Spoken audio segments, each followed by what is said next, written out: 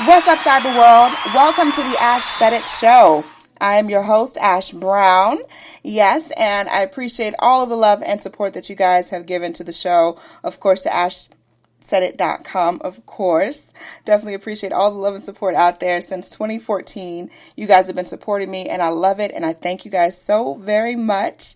Over 1,700 episodes and 500,000 streams worldwide. None of this is possible without you guys. So I thank you so very, very much.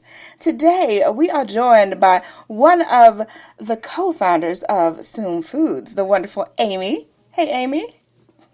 Hi. Thanks for having me, Ash. Oh, thank you so much for joining us, Amy. So where are you today, Amy? Where in the world are you? I'm at Soom HQ in Philadelphia, Pennsylvania. All right. Loving that. Soom HQ. That's official. It's real official. World headquarters. World headquarters. I like that. All right. So let's talk all about Soom. How did the company actually come about, Amy? Yeah, it's a great question, and it's been a really exciting journey for my sisters and me. This all started as an idea in 2011 as we got to know my middle sister Jackie's now husband. His name is Omri. He's from Israel. That's where Jackie lives as well and where her family is being raised. Mm-hmm. And Omri has been in the tahini industry at this point for over almost 20 years, actually. Are you, Ash, familiar with tahini? I am familiar with it. Mm-hmm. Awesome. So a lot of people aren't actually, and even though we grew up having tahini in what is probably most familiar in the United States as ingredient in hummus, right. Omri is who really opened our eyes to tahini's brilliance when it's made with a high quality seed and versatility for its array of uses across savory and sweet dishes. And so when we surveyed the American market and really looked to see what type of tahini was available here, what we found was a few things. One was it was very hard to find. It was typically on the bottom shelf of the international aisle with dust on the lids. 2, it didn't taste good. We didn't want to use it. Yeah. 3 was that most people had no idea what tahini was. And also for those people that did know what it was, they were only using it to make hummus and then likely throwing away their jar, 6 months later when they find it in the back of the fridge. And so whereas most people might run away from such an obscure quote unquote ingredient, we saw its appreciation in Middle Eastern cuisine and culture, and we wanted to bring high-quality tahini to the American market and also educate American consumers about the health benefits and versatility of this ingredient. So we got our official start in 2013 and have been talking tahini now for over 8 years. All right. Loving that. That's amazing. Yeah, I am slightly familiar with tahini. Obviously, I'm American born here, so I only know like little tidbits of it. And I've only had it as like an additive to food. So I've made my own like salad dressings and like you said, hummus and dips and stuff. So I haven't really explored it past that. So what are some of the uses for tahini? What are some of the other dishes that maybe people could possibly experiment with in their kitchen? Sure. Well, as a foundation, I like to describe tahini as thicker than olive oil, thinner than peanut butter, and can be used for both in savory and sweet recipes. And so if you consider it as a fat for when you're cooking, it can replace butter, it can replace oil. It also has a consistency to be able to replace dairy and cream, even eggs in dishes. And so its applications really do run the gamut. But it's actually through the opportunity to write a cookbook, the Tahini Table, that I really dove into its true versatility, from sauces and salad dressings and dips, just like you're describing, to even breakfast, adding tahini to your oatmeal or even a smoothie, and to desserts and mains, like putting a tahini marinade on roasted chicken or mixing it with other ingredients to create a stir-fry sauce. And then, of course, adding it to your favorite baked goods, whether it's cookies or banana bread or even ice cream. You can really, when you think about subbing it out for where you would use oil, peanut butter, even dairy and eggs, we can imagine that the list is really endless of all the ways that you can use tahini. Yes. So as you guys were coming together and 2013 came around and you guys launched and you've got this company, what was the first major challenge that you guys faced and how did you handle it? No, it's a great question. We've had tons of challenges, but one thing was that we had really no support system or supply chain. So we had to figure out everything from the first import, how to import a container, to then storage. We found a nice family that had a warehouse in northern Philadelphia to be able to store the product and then also sell and distribute it. So my first 2 years of starting Soom, I literally went door to door to grocery stores and restaurants and also popping up at farmers markets in order to, of course, sell the tahini. And once somebody, like a restaurant, wanted to get the tahini, we had no way to get it there except for loading it into my trunk and driving it there myself. And so that's one of the reasons why we love Philadelphia. I was able to kind of expand our reach to DC and New York in the first couple of years because I could drive there and back in just a few hours, in the morning and still get back to maybe pack some online orders. And so figuring out the supply chain and the logistics was a challenge, and the only way to really overcome it, like you might have experienced or others might have experienced, is to simply do it yourself, right? Until you have that foundation to be able to line up distributors or other ways for people to deliver the product, or maybe also hire salespeople. And so it was really just that one foot in front of the next kind of approach to starting the company that got us off the ground. Gotcha. Now, all companies, everyone, the entire world, Amy, was affected by the last year and a half, almost 2 years now, of COVID. So how did COVID actually affect operations for you guys? COVID was scary. Most of our business for the first 5-6 years, really up until this point, has been selling tahini to restaurants across the country. And when COVID hit, the restaurant industry shut down. And so we had distributors canceling orders, restaurants, telling us that they were closing indefinitely until they knew what was going on. And that was really scary because we saw one of our main sales channels pretty much just go to zero overnight. What happened at the same time, though, was luckily we have this omni-channel, right, multiple channel approach to sales.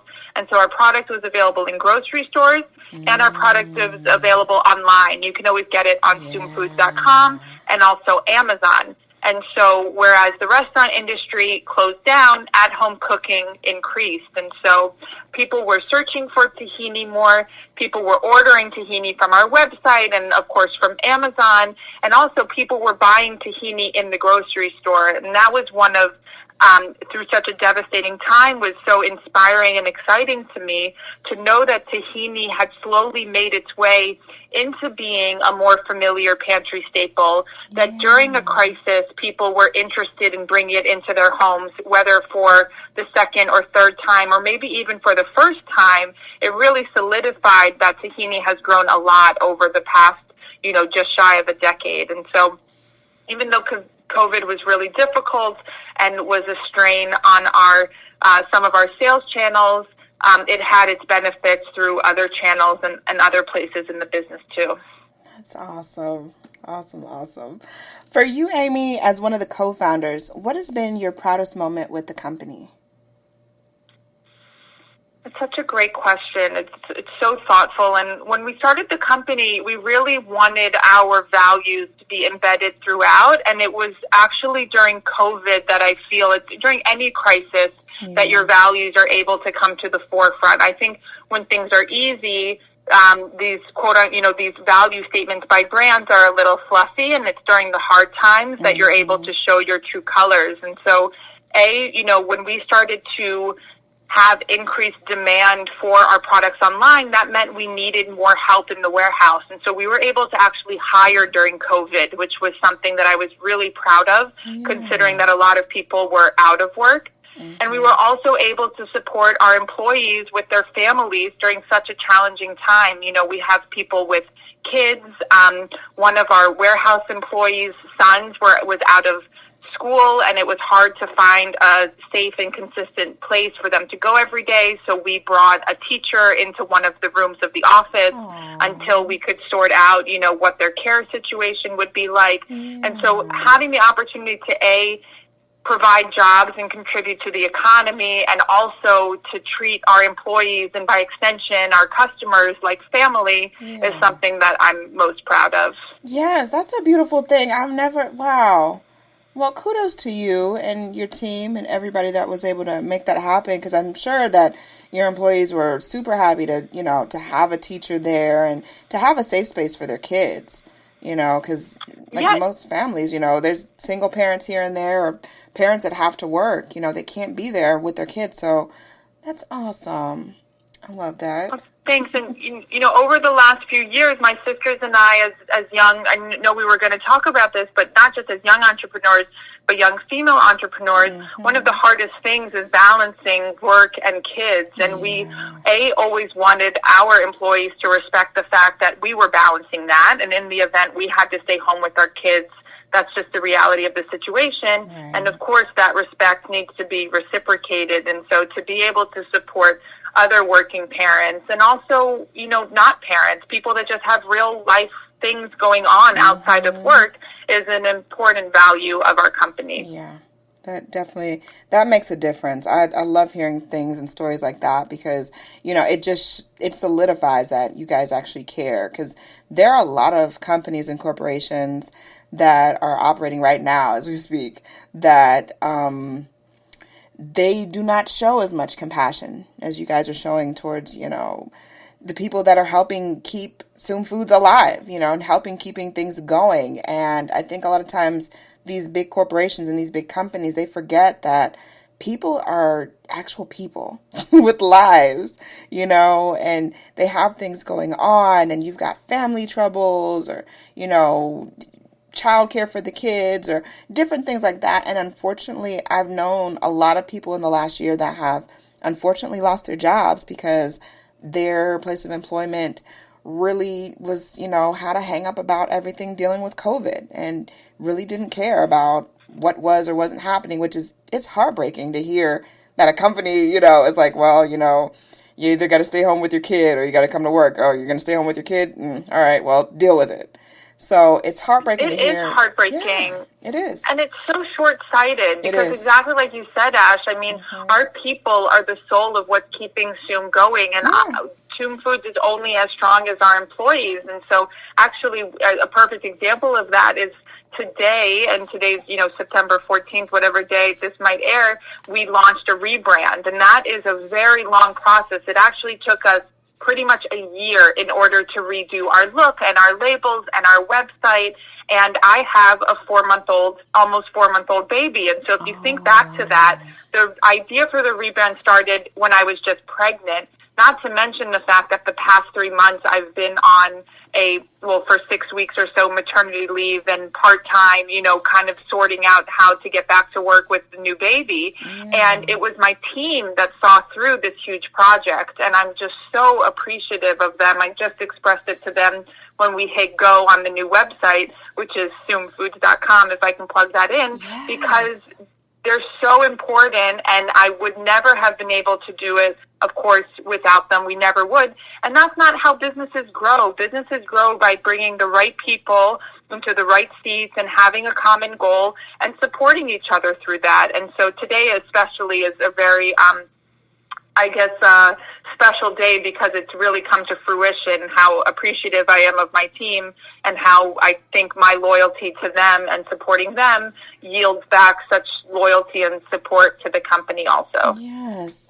Now, I want to go into some of the different varieties that you guys offer on the website and also on Amazon. So I know that the typical, the regular tahini. I don't know if you'd say it regular. But the typical tahini, there's an organic one. I believe there's a vanilla bean. Like, how did you guys come up with vanilla bean? Yeah. Go ahead. It was just exciting to me because we just launched that today, also with the rebrand, a new flavor. And so yes, we started, and most of our business is just through selling that regular tahini. But our special products is a line right now of sweet tahini spreads. And so it started with a chocolate tahini.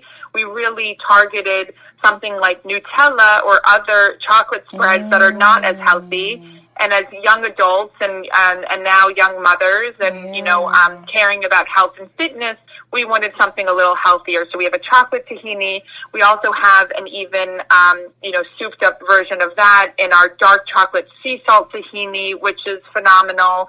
And just launching today is our vanilla bean tahini. And it really speaks to the fact that tahini is versatile for those sweet flavors. Yeah. And we wanted to give people an easy way to experience tahini in that sweet variety. Whether you're cooking or baking with it, you can just even snack on it straight from the jar with the spoon. I love that. And we all like snacking from the jar, Amy. I'm totally guilty. I 100%. Love that. Oh my gosh. Last but certainly not least, what advice could you offer to any aspiring woman out there that wants to start a business, but she just hasn't gotten there yet? It's really now or never. I think that there were benefits to being able to start a business when we were young, and we joked a lot that we were young and dumb and super naive of the realities of what it would be. We didn't have kids yet when we first started it, and so that's been a huge transition. The thing that's helped me the most has been open about talking about your goals and aspirations. It was always surprising to me how when somebody learned what I was striving to do, right, to make tahini a more popular ingredient in the American market, to sell tahini to restaurants and into grocery stores, how willing they were to offer advice. And I think sometimes people keep ideas, especially ideas that aren't perfect, and maybe as women we're more inclined to strive for perfection before sharing. But even any glimpse of an idea, the sooner you get it out there and start sharing with it, the sooner those resources and suggestions and maybe ideas back can help support you in making it a reality. So don't be afraid to talk about it with your friends, with your colleagues, maybe with some mentors or advisors. And I just really believe in the power of the energy and the goals that you put out there, like really coming to fruition. Absolutely. Amy, thank you so much for coming through today. I certainly appreciate Thank you for having me. And those good vibrations. Let everyone know the best way to get their tahini and how to follow you guys. Sure. So it's Soom Foods across the board. That's S as in Sam, O, M as in Mom, Foods plural, and our website, soomfoods.com. On Instagram, Soom Foods. We also have a really fun Facebook group called Soom Foodies, where people share some of their favorite ways to use Soom and tahini across lots of recipes. And so we love to connect with customers. My email is directly on our website, and I'd love to connect if you have any tahini needs. I love it. Much more success, Amy. You have to come back when there's new stuff, because I know you guys you're working on some stuff in the background I can see, so you got to come back and share. I like exclusives. I like to be able to talk about it. I really appreciate it. I'd love the opportunity to share with you in the future. Certainly. I appreciate each and every one of you guys. Thank you so much for all of your love and support. Keeping in mind, anyone to tell you that you can't do what you want to do. You look them square in the face, you tell them, don't believe me. Just watch. Watch what I do. Watch me make it happen. Watch me make history. That's what we're doing this for, the history books. Social media is nice, but real life is so much better. Until next time, you guys.